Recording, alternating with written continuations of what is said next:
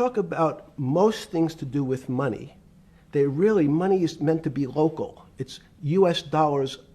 Then I understand what it means. If inflation, it means my dollar today inflates and it doesn't buy as much as it did a couple of years ago. The prices go up.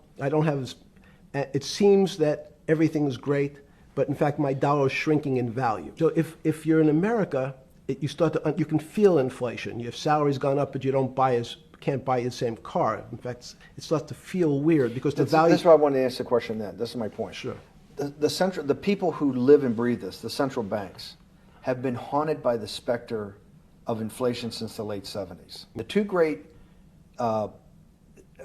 great financial events in the 20th century, I'm not going to get to the 21st, were the great inflation in Europe after World War I, the Great Depression, the hyperinflation in Germany that led to the rise of Hitler, and then this inflation in the mid-70s.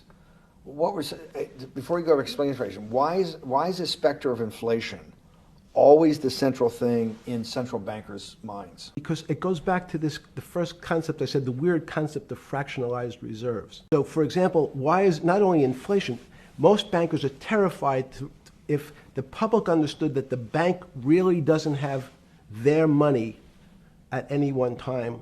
It's one of the things during the Depression, there were runs on the bank. The reason the banks don't keep much money in the actual bank is they assume that not everyone's going to want their money on the same day. So it's not really the fear of inflation. The fear is a run on the bank. Everybody wants to take out something that doesn't really exist. When your money doesn't buy the same amount of product this year than it did last year, if it buys less and less, like it happened, you used the term hyperinflation. There's certain countries that are not managed well, like in Africa at the current, a $100 billion bill in Zimbabwe is worth 1 American cent. That's the perfect example of hyperinflation. So people are afraid that their value in the system starts to break down. So if I said to you, does your doctor understand your body system? You'd say, well, I hope so, because I want him to keep me healthy.